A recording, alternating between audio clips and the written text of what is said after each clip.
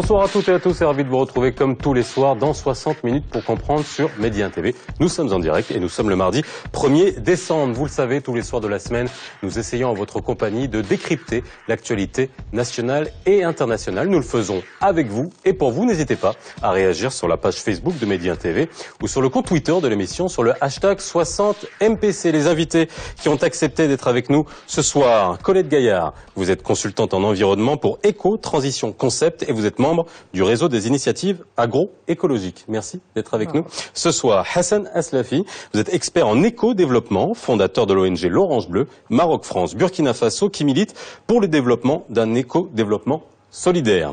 Saad Mouline, vous êtes ingénieur, expert en hydraulique. Et enfin, Imen Hamamouche, vous êtes organisatrice de la COI 11, c'est la conférence de la jeunesse, un événement permettant chaque année à des jeunes du monde entier de se rassembler et d'échanger sur les enjeux climatiques et qui se passe généralement à la veille d'un grand événement en la matière, tel que la COP en ce moment.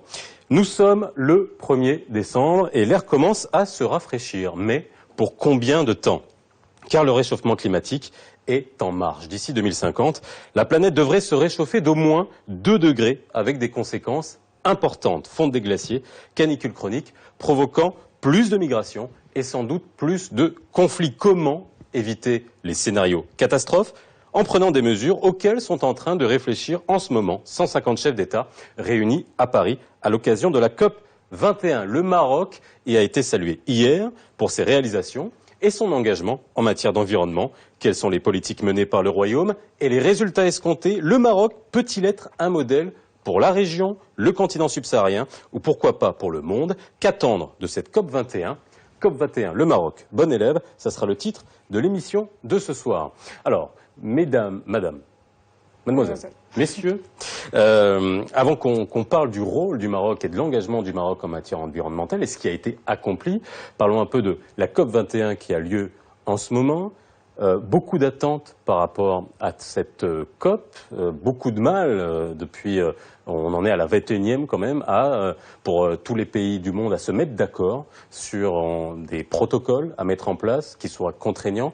Est-ce qu'aujourd'hui, cette COP est finalement la COP de la dernière chance? Ouais, je pense que oui.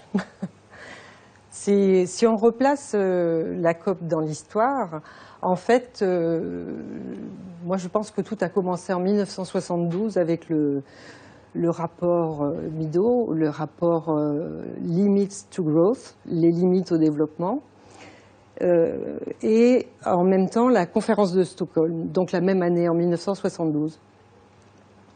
Il a quand même fallu 20 ans pour qu'on se penche sérieusement sur la question.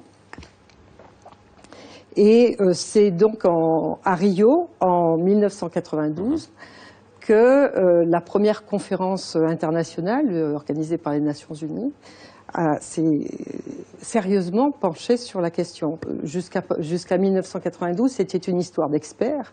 Et puis c'est devenu, Rio a été le point de départ de la diplomatie verte, va-t-on dire. Voilà. Et depuis 1995, il y a une conférence des parties chaque année, et on en est donc à Paris à la 21e. La 22e, ça sera au Maroc l'année prochaine. Voilà.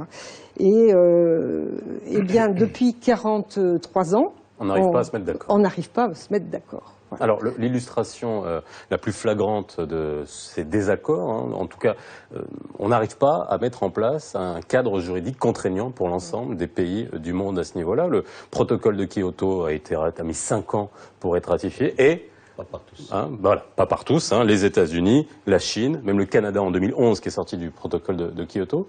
On a tant de mal aujourd'hui, c'est pour ça que je posais la question, aujourd'hui c'est la COP de la dernière chance, c'est-à-dire que qu'est-ce qui fait qu'aujourd'hui on pourra se mettre d'accord? Il y a urgence en la matière, il y a véritablement urgence, on en a pris conscience? Parce que, effectivement, j'irais dans le sens de...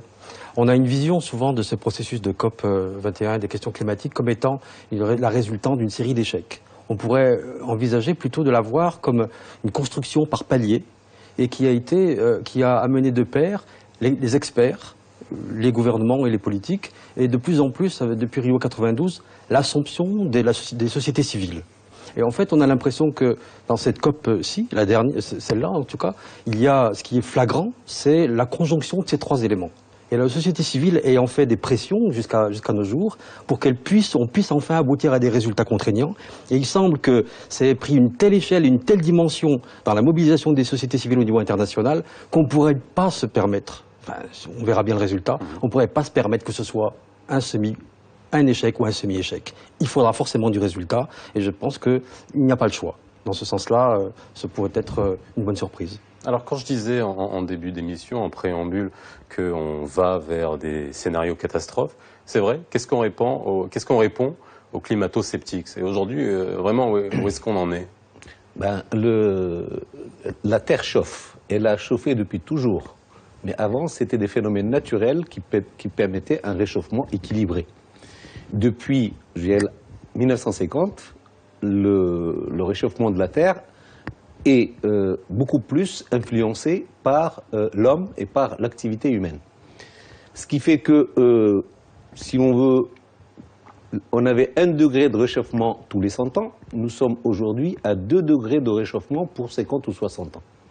Qu'est-ce qui va se passer après si on ne fait rien?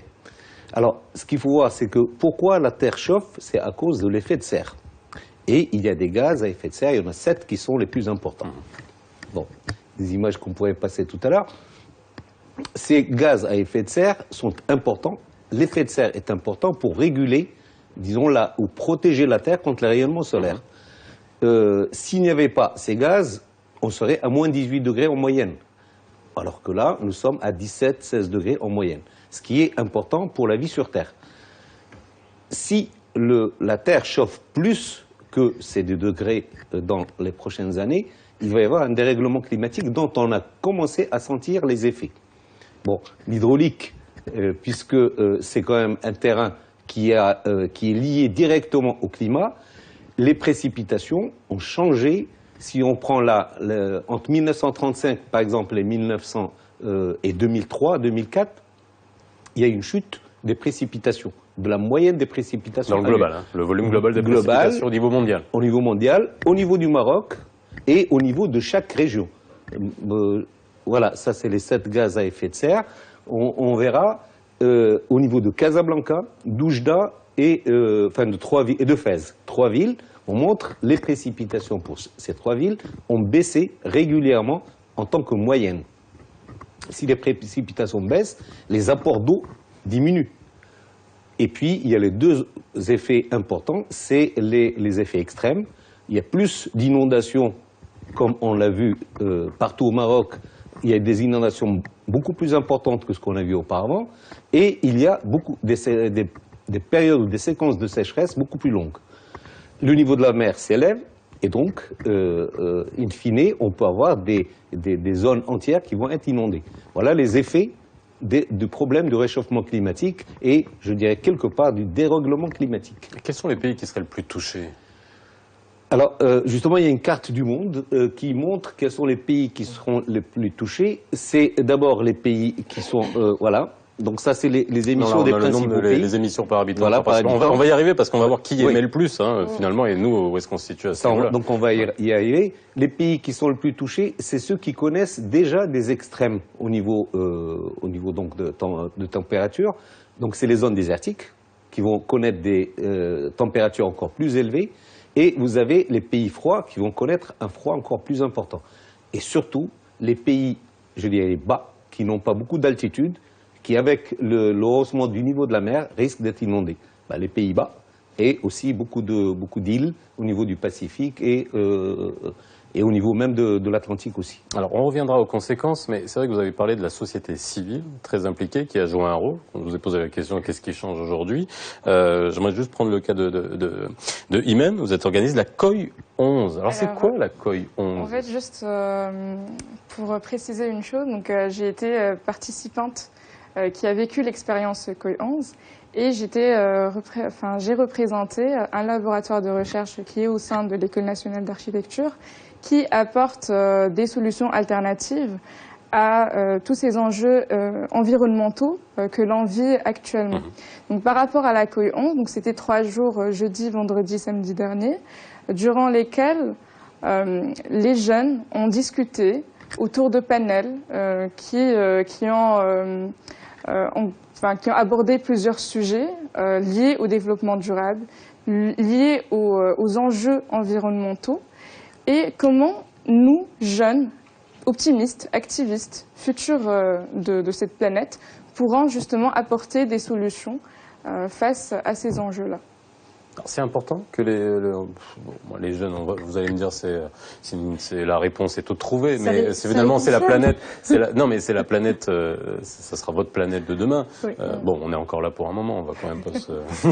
Mais que justement, vous avez parlé de société civile. Ça a été ça, le tournant. On voit bien la frustration qu'a entraîné l'interdiction des manifestations à Paris suite aux attentats de Paris. C'était extrêmement important que la société civile prenne à bras le corps ce sujet-là.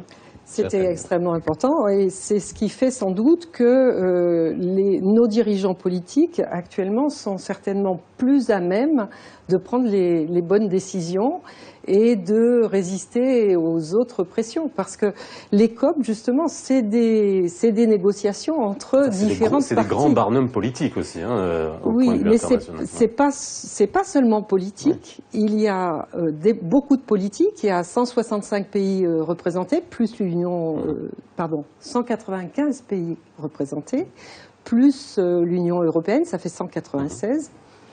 Et puis, il y a également des représentations de toute la société économique et des représentations de la société civile, heureusement, parce que c'est la société civile, sans doute, qui va faire changer les choses, qui apporte des alternatives actuellement, et c'est tout l'espoir est là-dedans. Alors, qu'est-ce qui va faire qu'on va sortir des déclarations d'intention? C'est-à-dire que j'ai les principales déclarations de chefs d'État. On a l'impression que tout le monde est d'accord, là, mais on a l'impression que tout le monde est d'accord depuis longtemps. Est-ce que ça va faire qu'on va arriver enfin à un accord? On n'est pas sur un prochain Kyoto, encore une fois, on va mettre encore du temps à ratifier un certain nombre de choses. Qu'est-ce qui manque finalement, de manière concrète, au-delà des déclarations, qu'est-ce qui manque? Sans doute, il manquait quelque chose. Je dirais que on pourrait bien arriver et avoir la surprise de voir quand même des éléments d'aboutissement, même si ce type de processus est fait pour la longue durée et on ne pourra pas forcément avoir tout d'un coup, c'est clair. Il reste que quand même le fait qu'il y ait cette implication de la société civile mondiale à tous les niveaux et à tous les échelons. Quand on parle de société civile, on a l'impression que c'est un magma général. En fait, c'est communauté internationale. Voilà, c'est très complexe. Ça va des collectivités locales, ça va des mouvements d'étudiants, des fédérations associatives importantes d'éducation populaire, des grandes associations et des ONG, des entreprises. Donc c'est tout cet ensemble-là qui pèse sur la balance et elle a pesé dans les précédentes négociations, mais pas à cette échelle et pas avec la médiatisation qui lui a été donnée du fait, je pense aussi, de l'engagement qui a été pris par la France et les préalables qui ont été engagés dans la préparation de cet événement pour s'assurer que ce soit véritablement un engagement général qui soit pris à tous les échelons des différents acteurs sur toute la planète et dont on en voit les résultats et on peut supposer que la stratégie pourrait porter ses fruits et amener des résultats bien plus importants qui n'ont été prévus jusqu'auparavant du fait de ce poids massif de tous les acteurs en même temps, au même moment. Je voudrais rebondir par rapport à ça. Je pense que la stratégie, elle doit devenir projet. Et quand on dit projet, il faudrait des objectifs clairs, précis, concrets, mesurables et échelonnés dans le temps. Donc si on n'a pas des objectifs clairs et qu'on s'arrête au discours, on n'arrivera pas trop loin. Parce que finalement, on est tous d'accord, on vit un dérèglement climatique, on vit plusieurs catastrophes naturelles et on voudrait trouver palliatif à ces enjeux-là, mais il faudrait qu'on mette en place un projet précis avec un plan d'action, avec un financement qui est derrière, qui pourrait nous permettre d'aboutir à des solutions plus satisfaisantes et à un résultat satisfaisant. Mais alors là, on a un chiffre là, qui est aujourd'hui 2 degrés, voire 1,5 degré annoncé par François Hollande. Mais comment on y arrive? C'est facile de balancer un chiffre comme ça, mais comment on va faire c'est le gros dilemme. Rester en dessous de 2 degrés. C'est le gros dilemme qui a toujours existé entre le développement et l'environnement. Et on a innové avec le terme magique de développement durable, mais encore faut-il trouver les éléments, comme vous avez bien dit, quels sont les projets et quels sont les actes qui permettent de maîtriser. Alors, il y a 3 intervenants globalement. Il y a l'État, et l'État, lui, chaque État peut faire pression sur les sociétés, entreprises diverses créent, donc qui développent ces gaz à effet de serre. Il y a les collectivités locales, parce qu'il y a énormément de pollution générée au niveau des collectivités locales. Bon, bien sûr, les circulations, le transport, il y a les déchets et autres. Et puis, il y a la société civile. Alors, quand je dis société civile, on est tous d'accord, c'est tous les mouvements qui représentent aussi bien les scientifiques que l'homme de la rue. Donc, c'est tous ceux qui subissent, en réalité. C'est la société civile, dans cette question, c'est ceux qui subissent sans être acteurs dans la production des gaz à effet de serre, et donc qui seront victimes d'inondations, victimes de sécheresse, victimes de manque d'eau. Et donc, c'est à ce niveau-là qu'il faut trouver, qu'il faut être à l'écoute. Et être à l'écoute, c'est le problème entre États. Chacun, c'est la course au développement, chacun veut être plus riche que l'autre, et donc chacun couvre quelque part ses propres entreprises qui polluent. Bon, on peut revenir sur les grands. Il y en a qui polluent moins, mais qui ont une population énorme. Donc, alors, je vais juste donner des chiffres pour que les gens se rendent compte. Les 10 plus gros émetteurs de gaz à effet de serre, on a la Chine, 24%. Les États-Unis en deuxième, l'Union européenne dans sa globalité c'est 10%, l'Inde c'est 6%, la Russie c'est 4,9%, le Japon 2,9%, Brésil 2%, Iran 1,6% et le Canada 1,5%. Voilà, on est sur le top 10 des émetteurs de gaz à effet de serre. Est-ce qu'on on est dans des systèmes qui sont basés sur le nerf de la guerre, qui est l'argent, vous venez de le dire, tout le monde veut devenir le plus riche, la croissance à tout prix, mais quoi, est-ce qu'on est arrivé au moment où l'équation balance entre les effets du dérèglement climatique vont commencer à coûter plus cher que ce que la croissance non durable et non écologique va rapporter? Est-ce qu'on en est à ces calculs-là aujourd'hui ou pas? Sans doute, on en est à ces calculs-là. Et les États-Unis ont clairement fait entendre que leur développement économique primait sur le contrôle du réchauffement climatique. Alors ça, c'était avant. C'est encore en 2015. Alors Barack Obama, je cite Barack Obama, les États-Unis, alors c'est quand même un mea culpa qui est quand même un tournant. Ouais. Barack Obama nous dit, les États-Unis reconnaissent leur rôle dans la genèse du problème du réchauffement climatique et assument leur responsabilité pour le régler. C'était pas un discours qu'on entendait avant. Ça c'est nouveau, oui. Oui, c'est nouveau, oui. Oui. C'est tout à fait. Donc ça, c'est quoi? C'est un bon signe? C'est un bon signe, c'est sûr. Maintenant, les partenaires doivent exiger les uns des autres quelles sont les démarches pratiques qui permettent justement de constater une évolution dans ce sens, c'est-à-dire une réduction de la production d'effets de serre au niveau de chaque pays. Il y a des exemples qui sont édifiants. Bon, pour ne pas citer, la France s'est engagée sur un certain nombre de choses et les a réalisées, disons, pour un taux assez correct. La Chine, le problème, c'est que par tête d'habitant, c'est faible. Mais comme ils sont nombreux, bon, ça fait... les États-Unis et le Canada, c'est la forte industrialisation. Maintenant, il faudrait peut-être les prendre par secteur. Si on peut voir une image, les secteurs, il y en a, bon, il y a d'abord la production d'énergie, il y a l'industrie, la production industrielle, il y a le transport, qui sont de gros producteurs, puis il y a l'agriculture, la lutte contre la déforestation tropicale, il y a les bâtiments, le résidentiel, les déchets de traitement de l'eau. Ça, c'est un petit peu bon, de moins en moins important, mais les plus gros.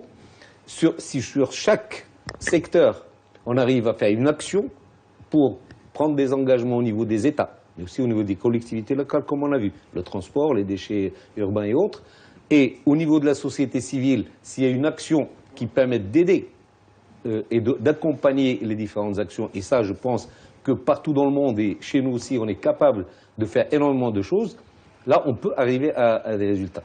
Ce qu'il faut voir, c'est que c'est une responsabilité de tout le monde. Personne ne peut dire « c'est les autres ». Même si on dit, bon, les États-Unis, oui, c'est les États-Unis qui sont les plus gros producteurs avec le Canada et la Chine, et la Russie, mais c'est pas uniquement eux. Il faut que les uns et les autres en donnent l'exemple. Vous avez bien dit tout à l'heure que le Maroc est un bon exemple. On peut faire beaucoup mieux au Maroc. La question. Oui, on peut faire mieux. On n'est pas mauvais, mais il y a énormément de choses à faire aussi dans notre pays. Beaucoup de choses, et qui ne sont pas compliquées, ça on est capable. Alors on va y arriver, on va voir justement ce qui a été fait et voir dans quoi s'inscrit le Maroc, mais avant qu'on y arrive, Hassan Aslafi, vous êtes expert en éco-développement. Finalement, c'est ce concept-là aujourd'hui, lorsque on a dans cette COP21, quasiment la majeure partie des pays du monde qui sont représentés, on a les grands pays industrialisés, grandes puissances économiques qui ont fait leur transition industrielle, leur évolution industrielle depuis très longtemps, qui ont fait leur croissance, et aujourd'hui ils sont en train de dire, attendez, maintenant il faudrait peut-être s'y mettre et il faut inclure les pays émergents qui sont en train de bâtir leur croissance. Comment on fait passer le message? Est-ce que déjà on arrive à faire passer le message en disant, bah, écoutez, vous avez déjà du mal à émerger économiquement, il va falloir que vous développiez avec des contraintes?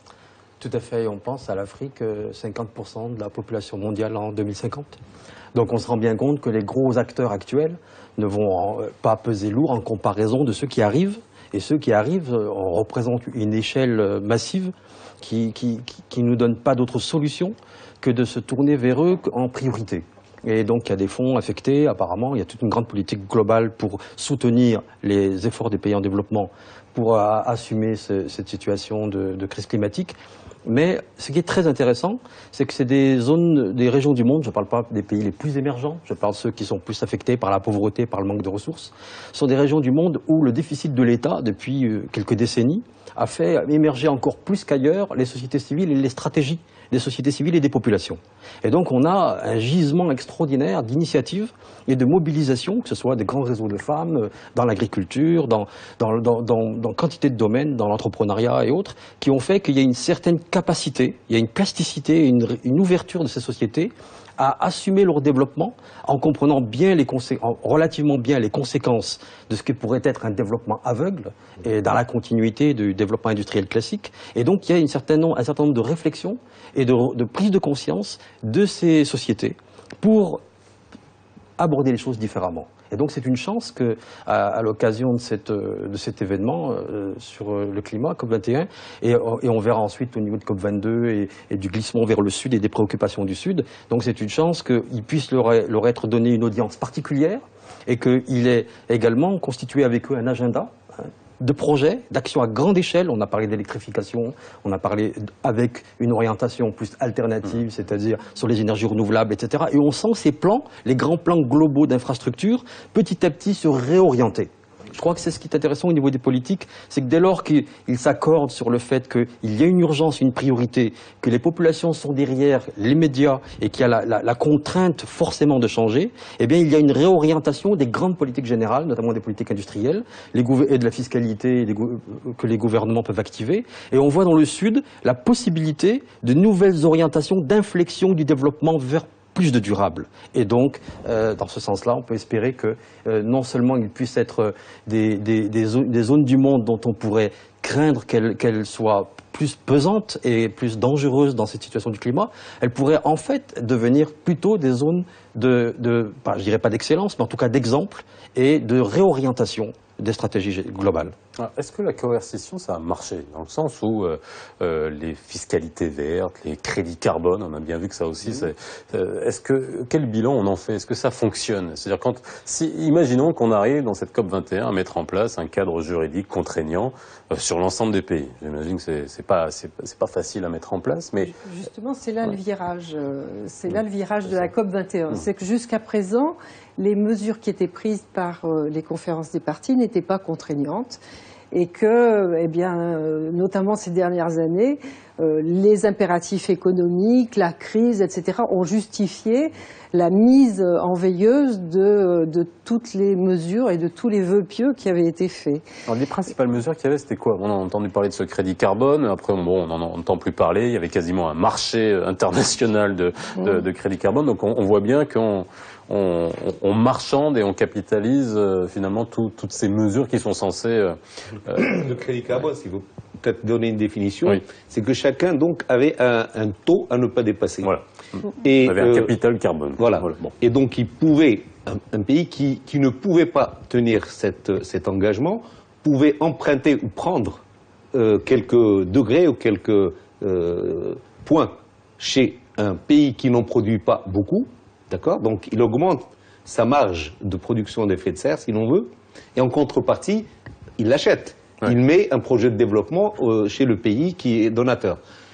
Or, ça n'a pas beaucoup marché. Parce que le bilan global, il va rester le même. Il va rester le même, d'abord. Et puis, deuxièmement, parce que les besoins chez les gros producteurs d'effets de serre, les gros industriels, les besoins dépassent largement ce qu'ils peuvent prendre comme crédit de carbone.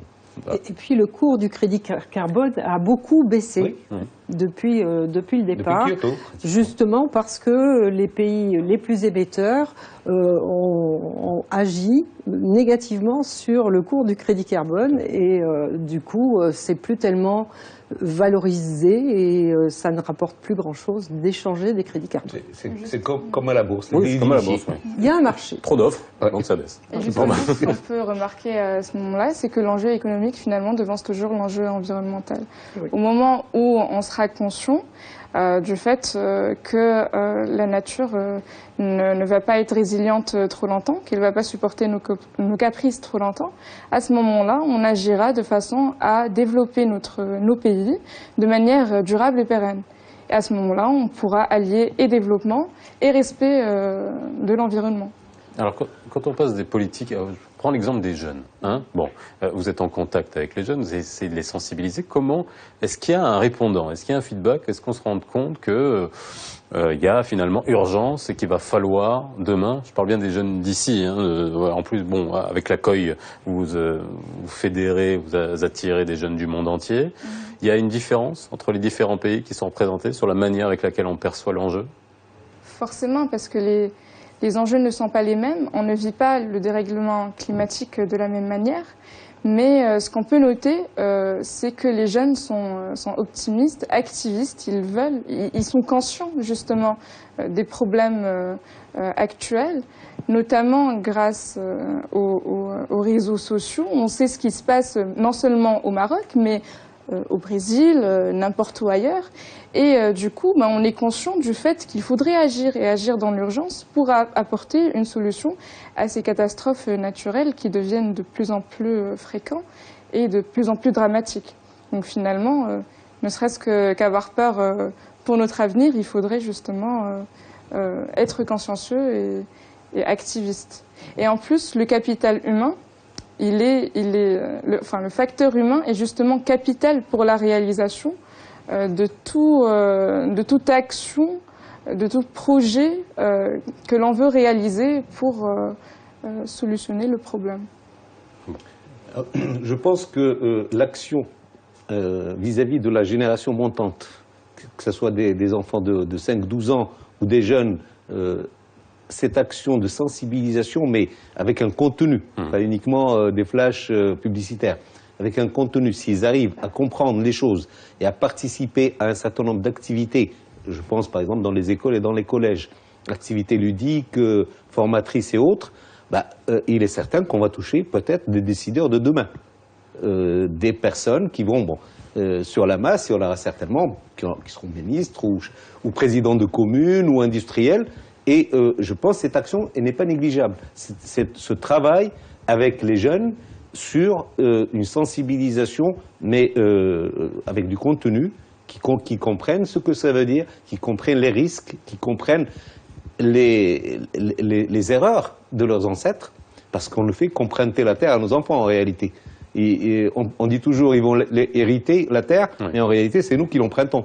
Donc si nous ne prenons pas, si la société civile ne prend pas à sa charge ce travail de sensibilisation concrète et palpable sur les risques et sur le contenu, je pense qu'on ne pourra pas aller très loin. Par contre, si on met ça à tous les niveaux, au niveau des quartiers, au niveau des écoles, au niveau des clubs de sport, à tous les niveaux, il faudrait faire ces actions-là. Et tout simplement, il faut cadrer, il faut avoir un plan stratégique et puis essayer de le développer et puis mutualiser, bien entendu. Mutualiser entre Rabat, Casa, la campagne, la ville, entre le Maroc et les autres pays. Il y a une mutualisation qui permettra de profiter des expériences des uns des autres avec les réseaux sociaux, bien entendu. Beaucoup de choses sont possibles aussi. Alors, je vous dirai ce que vous faites dans le cadre de l'Orange Bleu, parce que je pense que ça rejoint ça, mais je voulais un tweet de Smaïl qui nous dit « Les pays qui organisent ces meetings sont souvent les pays les plus polluants au monde ». Je dis non, puisque l'année prochaine, ça sera au Maroc, et on est le 78e en termes d'émissions de gaz à effet de serre. On ne fait pas partie des plus pollueurs. On en parle juste après la pause. Maroc est-il un bon élève en termes d'écologie, parce que finalement on est là, de développement durable? Ça, on va essayer de répondre à cette question. Et c'est vrai qu'il a été encensé dans cette COP21, à voir l'accueil qui a été réservé à Sa Majesté. On va parler justement des déclarations qui ont été faites dans le discours de Sa Majesté, qui a été lu par son Altesse Royale le Prince Moulay Rachid. Mais avant ça, l'orange bleu, finalement on parlait de sensibilisation des jeunes, des générations futures. Vous agissez dans ce cadre-là? Tout à fait. On agit dans la mesure où aussi on essaie d'aller un peu plus loin que la sensibilisation. La sensibilisation, c'est quelque chose, c'est très important, c'est quelque chose qu'on applique depuis une trentaine d'années, depuis Rio, depuis le développement durable, etc., les questions écologiques, environnementales. Mais ce qui nous importait, il faut changer la mentalité, changer la manière de penser sur le plan à la fois global, mais aussi dans la manière de vivre et dans la façon de penser l'économie et l'environnement. Et les liens entre économie et environnement, c'est sans doute une manière de les penser différemment qui pourrait amener à changer les choses. Puisque pour qu'elle puisse être... Nous travaillons par exemple dans un quartier de Casablanca qui s'appelle Sidi Moumen, qu'on connaît pour différentes raisons. Et la particularité, c'est que nous avons affaire à une population de jeunes, de gens, mais beaucoup de jeunes, massivement de jeunes, qui n'ont pas forcément accès à des réseaux sociaux particuliers ou à un niveau d'éducation qui leur donnerait une motivation particulière pour l'environnement. La question qui compte, c'est la survie, c'est la débrouille, c'est trouver des solutions au jour le jour. Et tant que pour cette population-là, enfin ces jeunes, ou même là, on peut dire les gens de ce quartier, tant qu'il n'y a pas un lien direct entre l'environnement, la question du cadre de vie, mais surtout l'environnement au sens de vivre dans un cadre plus sain et de ne pas polluer, etc., et qu'il n'y ait pas un lien tant qu'il n'y aura pas un lien avec l'économique et la survie, la génération d'activités économiques, on restera finalement dans de la sensibilisation en général.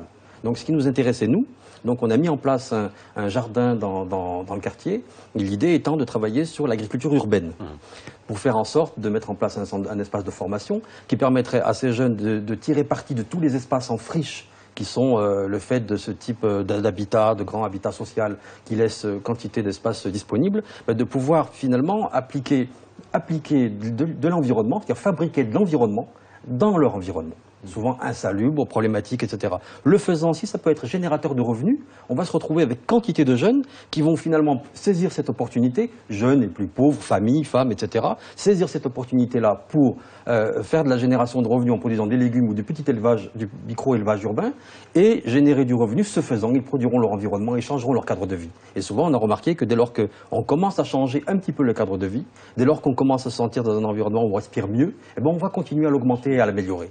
Donc en faisant en sorte de faire cette révolution qui consiste à faire le lien entre microéconomie, entrepreneuriat et environnement, on peut changer la donne. Et c'est un petit peu ce en quoi on s'est engagé de manière assez forte sur Sidi Moumen dans notre activité. Alors, on va y revenir, mais bon, on va quand même parler du Maroc, de voir dans quelle mesure, quels sont les engagements qui ont été pris, les politiques environnementales qui ont été menées. Le Maroc a été classé, dans un rapport qui a été édité pour la COP21, comme parmi les 4 pays les plus écolos de la planète. Le Maroc parmi les pays les plus écolos de la planète. Qu'est-ce qui nous vaut ce titre aujourd'hui ? Sans doute la politique de développement d'énergie alternative à partir d'énergies renouvelables. Le plan sur le solaire, et puis même les récentes mesures d'interdiction du plastique. Vous savez qu'il y a un continent entier de plastique. C'est tout neuf, ça, c'est juste avant la COP21. Ouais. Voilà.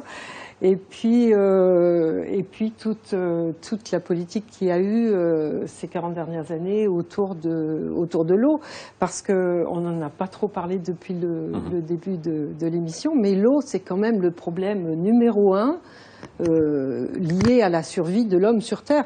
En fait, c'est pas sauver l'environnement, c'est sauver l'homme dont on parle.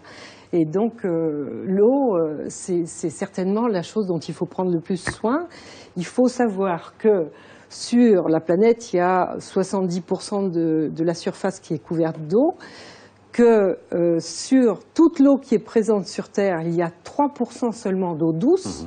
Et nous consommons d'eau douce, et nous sommes constitués à 70% d'eau douce, et que sur les 3 petits pourcents d'eau douce, il y a seulement 3% d'eau accessible sur des eaux de surface, disons.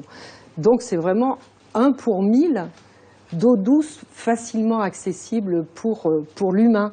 Et cette eau, elle est extrêmement précieuse, peut-être plus précieuse que le pétrole.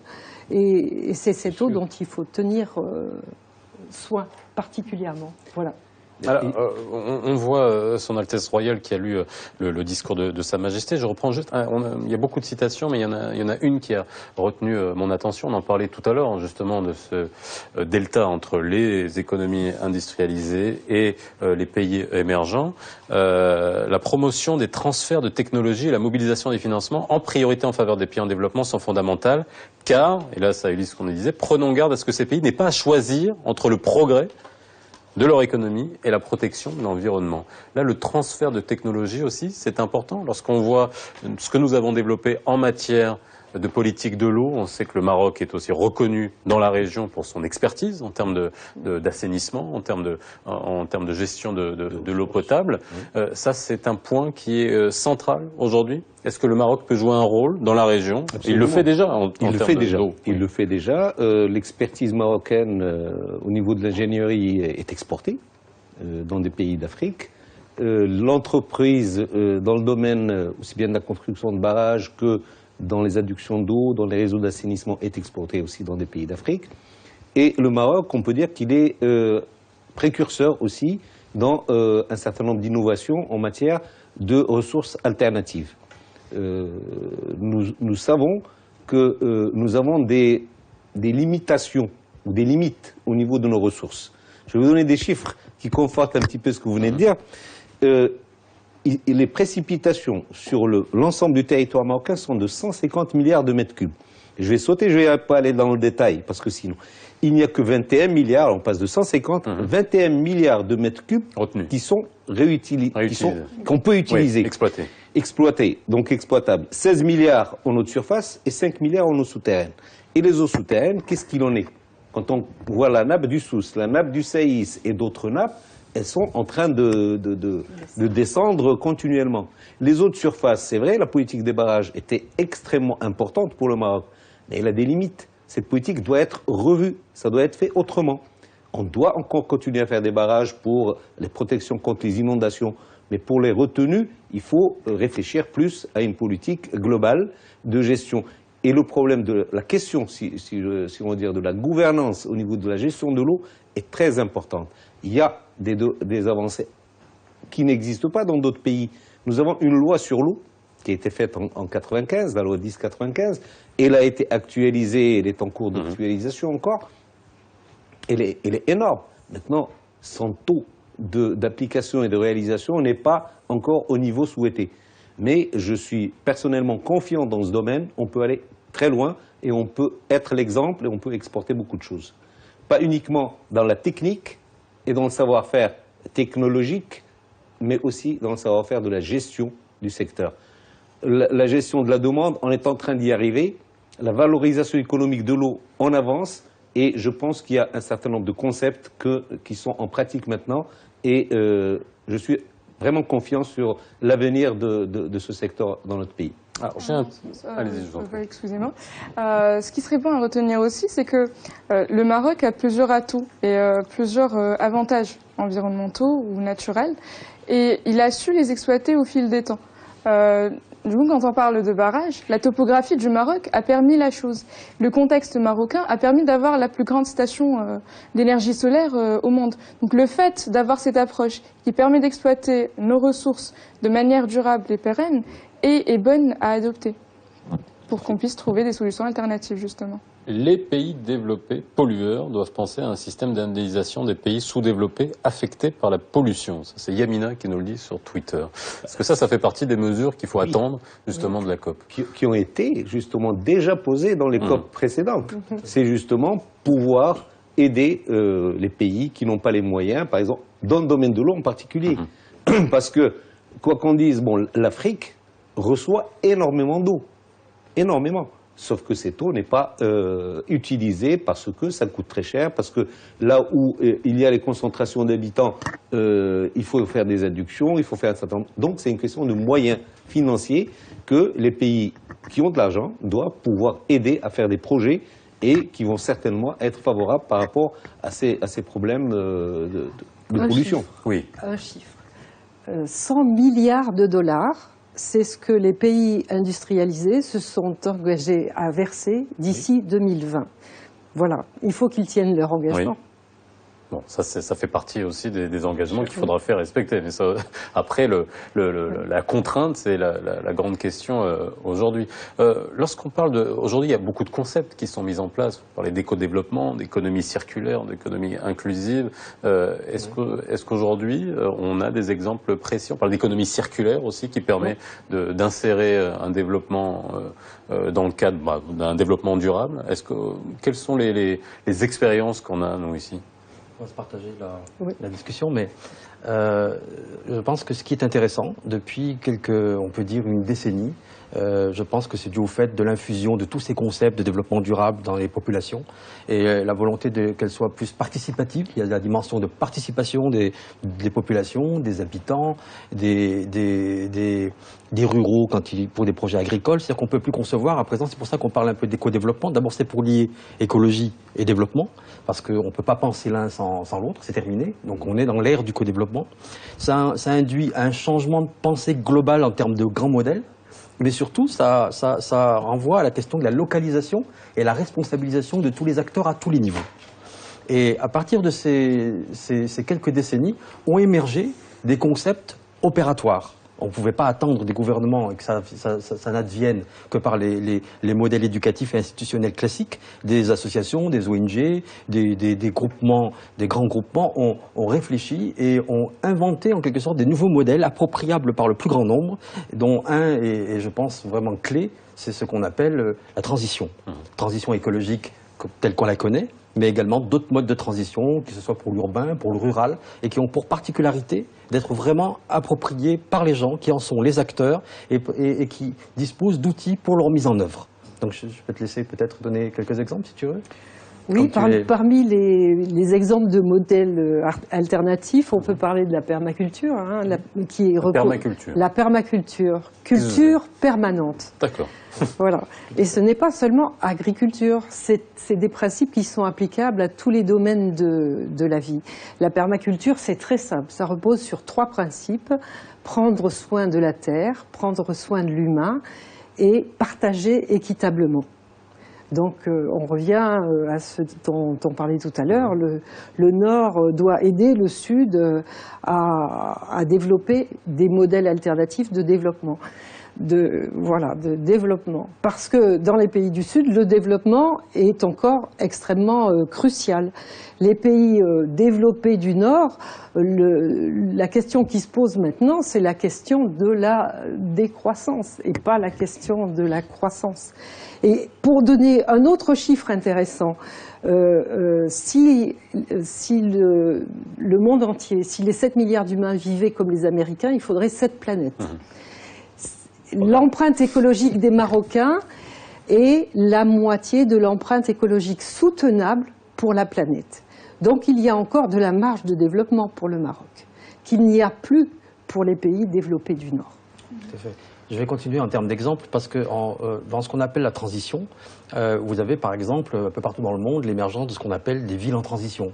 Vous avez des grandes villes du monde qui se positionnent sur la question justement des limites des ressources fossiles et qui se préparent, mais en associant leurs habitants à quantité d'initiatives et d'innovations localisées dans des quartiers, la consommation locale, la production dans les lieux mêmes d'une partie de l'alimentation, l'éducation en termes alimentaires, c'est-à-dire fait veiller à une meilleure qualité des aliments et donc de leurs sources et de leur traçabilité pour pas consommer n'importe quoi et nuire à la santé. Donc il y a quantité de thématiques qui sont devenues appropriées de plus en plus par les personnes elles-mêmes et qui veulent elles aussi s'engager en collectif, auto-organisées souvent, dans leur propre environnement, pour essayer de changer les choses à leur échelle.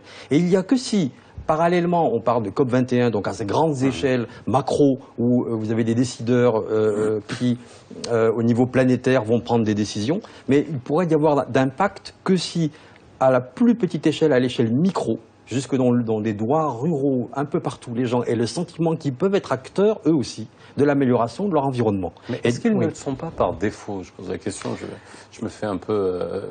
est-ce qu'on n'est pas écolo par défaut? Est-ce qu'on n'est pas conscient finalement de l'importance de ce qu'on a quand on n'a pas beaucoup, quand il n'y a pas d'abondance, comme ce qu'il peut y avoir ailleurs? Vous parlez de ruraux, pour parler d'un agriculteur dans son empreinte de terre, il va être écolo par défaut. En effet, les ruraux d'ailleurs, ils sont encore plus conscients de la valeur de leur terre plutôt que n'importe quel citadin ou n'importe quelle autre personne qui a d'autres ressources à côté, parce qu'il sait que c'est son gagne-pain. Et justement, pour qu'il puisse vivre de manière pérenne, il faudrait qu'il prenne soin justement de ses terres. Mais en même temps, il aimerait vivre un peu mieux aussi. Donc c'est-à-dire là, l'équation aussi, il ne peut pas rester tout le temps à un certain niveau social. Je pense que ce n'est pas uniquement par défaut. Et c'est là quand même le grand espoir. C'est qu'il y a des gens qui n'ont pas, par exemple, je fais l'équivalent avec les moyens matériels, financiers. Il n'y a pas que les pauvres qui sont dans l'optique socialisante, etc. Il y a des gens qui ont des moyens, qui pensent aux autres. Et donc, je pense que la prise de conscience n'est pas uniquement par défaut, n'est pas par obligation, mais aussi par éducation et par civisme. Et heureusement. Donc, moi, je vais donner quelques exemples par rapport à l'eau. Nous disons l'énergie. Le traitement de l'eau, c'est d'énergie. Le dessalement de l'eau de mer, c'est beaucoup d'énergie. Donc, si on arrive à faire de l'économie de l'eau, on économise beaucoup d'énergie. D'accord? Alors, comment on peut économiser, par exemple, l'eau? Réduction des gaspillages. Par exemple, au niveau de la ville, c'est des relevés de compteurs au temps réel. Les plus gros consommateurs d'eau au Maroc, c'est l'agriculture. C'est l'agriculture, non. C'est pas les agglomérations. Mais l'agriculture, l'eau n'est pas traitée. Oui. Donc, il n'y a pas de dépenses énergétiques. Très bien. Et il y a aussi les facturations. On avait parlé dans une autre émission des problèmes des factures. La facturation par tranche qui peut encourager les faibles consommateurs et dissuader les gros consommateurs. Peut-être pas totalement, parce que ceux qui ont les moyens consommeront toujours. Mais enfin, ça peut agir et ça peut donner des choses. Un exemple, c'est le développement de nouvelles ressources d'eau potable et réduction de la consommation, mais aussi l'amélioration de l'efficience par la généralisation de l'irrigation localisée en agriculture. Le Maroc a fait des avancées importantes. Depuis qu'on a parlé au niveau du débat national sur l'eau, c'était 2006-2007, depuis le temps, il y a eu quand même beaucoup de reconversion de l'irrigation classique, traditionnelle, à l'irrigation localisée du goutte à goutte. Donc la protection de la ressource, c'est quelque part une économie qu'on fait par rapport à des dépenses énergétiques et donc moins d'usines, moins d'énergie fossile en particulier et moins de dépenses globales. Je peux donner un exemple qui est quand même assez important. C'est la mise en œuvre de la gestion intégrée des ressources en eau. Parce qu'elle permet, et c'est celle-là, une prise de conscience de la part de l'utilisateur. Et quand on dit gestion de la demande, je demande une quantité d'eau qui me permet de l'utiliser. Si j'en demande plus, je vais payer plus, mais je ne vais utiliser que beaucoup moins. Donc cette gestion intégrée des ressources en eau permet de globaliser au niveau d'un bassin hydraulique. Nous ne sommes pas les seuls à faire ça. L'Espagne, la France, d'autres pays gèrent au niveau des bassins. Et donc nous avons pris la bonne expérience et nous sommes en train de la faire. Il faut un peu de temps, mais il faut aussi de la volonté politique. Maintenant, avec la régionalisation, ça peut être un élément d'encouragement vers ces politiques. On attend beaucoup de la régionalisation. Il n'y a pas une émission chaque soir où on ne parle pas de la régionalisation. Et donc il y a de l'espoir pour qu'on fasse mieux. Oui. Il faut de la volonté. Je voulais apporter juste un petit complément par rapport à ce que vous disiez. L'agriculture qui consomme 70% d'eau actuellement peut être aussi considérée comme productrice d'eau. C'est-à-dire qu'une agriculture intelligente, une agriculture bien conduite, qui économise l'eau, qui retient l'eau, qui utilise toutes les ressources agronomiques que l'on connaît actuellement pour maintenir une végétation sur un terrain, peut retenir l'eau. Je donne un exemple. Une terre vivante, une terre couverte sous un couvert végétal, retient 10 fois son poids en eau. Une terre qui est à nu, une terre désertique, ou une terre sous des cultures industrielles qui est également désherbée avec des désherbants chimiques qui coûtent de l'énergie aussi, cette terre-là ne retient pas l'eau. L'eau de pluie qui arrive dessus, elle est emmenée, avec la terre d'ailleurs, donc la montagne part dans la mer. Voilà. C'est ce qu'on appelle le phénomène d'évapotranspiration. Voilà. Il est réduit quand on met... il y a l'évaporation, c'est le plan d'eau. Oui, il y a la transpiration. Et l'évapotranspiration, c'est celle des plantes. Donc les plantes retiennent et peuvent retenir l'eau quand elles sont... Et ça, on le constate dans un certain nombre de... Même dans les régions du Sud, dans la région des Rachidia ou de Ouarzazate, il y a les oasis jouent, même les traditionnels, jouent un rôle très important dans l'économie de l'eau par le fait d'un type de culture et un mode de production. Il est également prouvé que les arbres appellent l'eau. C'est-à-dire qu'ils émettent des composés organiques volatiles qui permettent de capter l'eau lorsqu'ils en ont besoin. Donc il faut planter des arbres. Bon, je dormirai moins bête ce soir. En fait, par rapport à un autre domaine, justement l'architecture, on sait que le bâtiment, il est un grand consommateur d'énergie. Il consomme 40% d'énergie et il émet 20% des gaz à effet de serre. Donc finalement, on a pensé à créer des villes durables. Et c'est carrément tendance actuellement. Donc on essaie, grâce à des approches scientifiques, d'établir en fait des indicateurs précis qui vont nous permettre d'englober la thématique de l'environnement, l'économie, la technique, la gouvernance et la culture pour que ça soit une ville adaptée à un contexte donné et pour que ça soit justement une ville qui respecterait le contexte environnemental et culturel et naturel et économique. Alors, vous êtes architecte, vous êtes encore étudiante, vous êtes étudiante en architecture. Ce genre de considérations, est-ce qu'elles font partie de votre cursus? Mais après, une fois que vous serez architecte, j'imagine que vous aurez l'intention de proposer, on va dire, des bâtiments, des constructions, de concevoir avec cet objectif d'avoir des éco-bâtiments, ou alors en tout cas avec une efficacité énergétique. Mais ça montre quoi? Ça montre quelque chose de très transversal. Est-ce que les pouvoirs publics, est-ce que les promoteurs, est-ce que tous ces gens-là, faut les inclure dans cette réflexion-là? Est-ce qu'aujourd'hui, on y est prêt? Non mais ils ont été inclus dans une certaine manière, puisque actuellement on parle d'efficacité énergétique, on en parle depuis 1 an et c'est appliqué depuis novembre. Donc on est obligé de concevoir des bâtiments qui sont efficaces énergétiquement parlant. Et donc il faudrait forcément penser à des solutions alternatives plutôt que celles qu'on utilise actuellement, qui sont consommateurs d'énergie et pollueurs, pour que l'on propose des bâtiments durables et pérennes et résilients aussi. Encore faut-il que les promoteurs suivent. Ça, c'est une autre question. J'ai donné un chiffre tout à l'heure, parce qu'on n'a pas parlé de pollution de l'air au Maroc. Où est-ce qu'on en est aujourd'hui? C'est vrai qu'on est, je redonne le chiffre, 78e rang en termes d'émissions de gaz à effet de serre, avec 69 millions de tonnes équivalent CO2 en 2010. Bon, ça, je donne des chiffres. Et le Maroc s'est quand même engagé à réduire 13% de ses émissions de gaz à effet de serre. C'est quand même, quand je parlais d'exemple pour la région, d'exemple pour l'Afrique subsaharienne, et quand je disais exemple, pourquoi pas pour le monde, est-ce qu'un pays comme le nôtre, qui émet finalement très peu de gaz à effet de serre par rapport à d'autres pays du monde, d'avoir pris des engagements fermes par rapport à ça, c'est quoi? C'est un petit camouflet quand même, non? C'est une tape dans le dos? Parce que quand vous prenez 13% d'un petit montant, oui. C'est quand même un effort beaucoup moins oui, mais sérieux. La symbolique est forte quand même. Oui, la symbolique est forte. Non, c'est très important. On est fiers. Il n'y a pas de doute.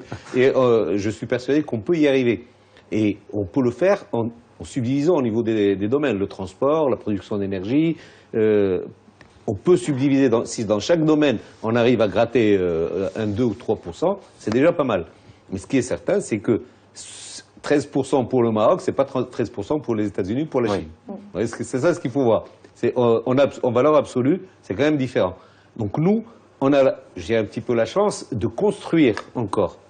Et dans cette construction, on peut la faire de manière qui tiennent compte un petit peu de l'ensemble de ces contraintes environnementales. Et nous pouvons y arriver dans la mesure où il peut y avoir une implication réelle et un engagement réel des acteurs, pas uniquement de l'État.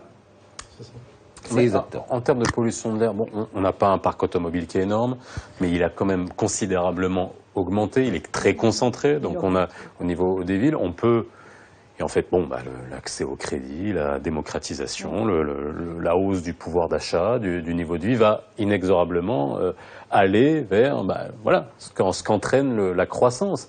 Est-ce qu'on est prêt à ça? Est-ce que, je sais rien, dans 20, 30 ans, il y aura nécessairement beaucoup plus de voitures? Est-ce qu'on a pensé à ça? Est-ce qu'on est prêt pour ça? Dire qu'on est prêt, je ne sais pas ce qu'on pourrait.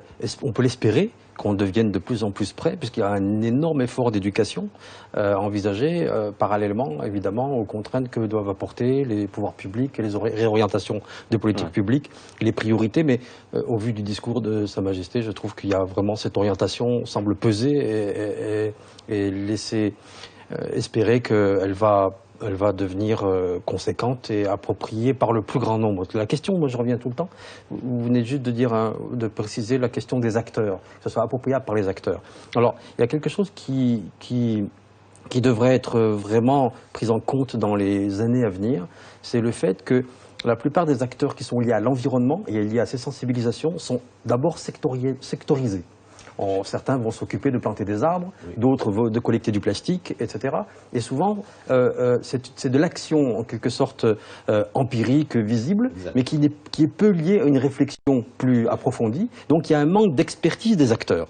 Et si on pouvait faire en sorte que tous les acteurs associatifs, et Dieu sait si au Maroc il y a un dynamisme associatif, pouvaient être renforcés en termes d'expertise pour être plus transversal, travailler plus en collaboration, pour avoir des effets leviers, aussi bien sur des quartiers, aussi bien sur des villages, et aussi bien dans les zones les plus reculées que dans les grandes concentrations urbaines. Par exemple, je prends l'exemple de Casablanca, où effectivement, bon, on connaît les questions de pollution à Casablanca. On a une incroyable diversité d'acteurs, en particulier associatifs à Casa, mais il y a une sectorisation de ces acteurs-là, et une focalisation sur des problématiques très spécifiques, le plastique, la collecte de telle ou telle chose. Et donc, il manque un peu de plan stratégique de tous ces acteurs qui les réunissent pour leur donner le poids de sensibiliser, cette fois, les élus et les politiques aux grandes priorités et de ne plus simplement être les récepteurs des orientations politiques des élus qui vont être contraints par l'international à choisir l'environnement, mais à faire remonter avec une certaine capacité d'expertise leurs besoins et leurs soucis au niveau des élus. Et quand cette dynamique-là pourra se faire, on pourra dire que les choses pourront un peu plus évoluer. En particulier, la question de l'air, quand on est résident à Casablanca, il faut nécessairement qu'il y ait une mobilisation de tous les acteurs. Mais on ne communique jamais sur le niveau de pollution atmosphérique comme ce qui peut être fait dans de grandes villes. Pékin est arrivé à des sommets. Aujourd'hui, on ne voit quasiment plus le soleil à cause de la pollution. Alors, il nous reste juste quelques minutes. La COP22, l'année prochaine, à Marrakech, au Maroc. Ça aussi, c'est un signal extrêmement fort pour, je vais utiliser ce terme, cet agrégat à la communauté internationale. C'est quoi la portée symbolique finalement que l'année prochaine, ça se tienne chez nous? Je pense qu'il n'y a pas que la portée symbolique. Il faut qu'il y ait justement une approche stratégique de préparation de COP22. Nous avons une année devant nous. Il faut qu'à tous les niveaux, qu'il y ait... Déjà, on aura temps de voir ce qu'aura donné la COP21 s'il y a des engagements qui sont respectés. Il faut que nous, on se prépare à tous les niveaux, au niveau étatique, au niveau des collectivités, au niveau de la société civile, qu'on fasse participer le maximum de potentialités que nous avons pour agir dans différents domaines, aussi bien sur les productions d'effets de serre, ça c'est une chose, mais aussi sur le plan sociétal, au niveau de la formation, au niveau de la sensibilisation, au niveau d'un certain nombre de pratiques. Il faut qu'on change nos pratiques et nos comportements par rapport à un certain nombre de choses et que ce qu'on voit à Casa comme problème de l'air, qu'il soit réduit. Que ce qu'on voit par exemple comme problème de déchets ici et là, qu'on puisse les réduire, qu'il y ait une action, qu'on se dise nous avons une année d'environnement au Maroc 2016. C'est l'année environnement. Et qu'on ne pense pas Marrakech en décembre 2016, qu'on pense Maroc l'année tout entière. Et là, certainement que nous aurons rendu service à nous-mêmes et nous aurons donné l'exemple et peut-être rendu service aussi à d'autres. Et la question de sectorisation, c'est un gros problème. Donc, je prends l'exemple que je connais le mieux, l'eau. combien de ministères s'occupent de l'eau? Des ministères qui s'occupent de l'eau, plusieurs. Il n'y a pas... Le ministère de l'eau, aujourd'hui, ne s'occupe que de construire les barrages. L'agriculture qui est consommateur, il y a l'ONEP qui, elle, distribue l'eau, il y a les régies, il y a l'assainissement, c'est le ministère de l'Intérieur. Cohérence. Voilà. Il y a un problème de mise en cohérence qui est là et qui va certainement être dépassé à cause de cette politique de Un régionalisation. dernier mot, Colette Oui, Gaillard. je crois que cette COP22 est une très belle opportunité pour que justement la société civile prenne conscience de son pouvoir et à la fois de sa responsabilité. Et que chacun, les jeunes en particulier, mais tout le monde, tout citoyen, sache qu'il a un rôle, même minime, et que par son comportement alimentaire, par les liens qu'il entretient à la ville, la campagne, par son action de citoyen, il a un pouvoir sur l'évolution de ce grand problème qui est le réchauffement climatique. Alors, en tout cas, on espère que suite à la loi d'interdiction des sachets plastiques, Mika Khla, peut-être qu'on ne la verra plus, je n'en sais rien, on verra. En tout cas, et merci d'avoir été avec nous ce soir dans 60 minutes pour comprendre. Excellente soirée sur Média TV. Ne ratez pas la rediffusion, 22h40 si vous nous avez pris en route. À demain.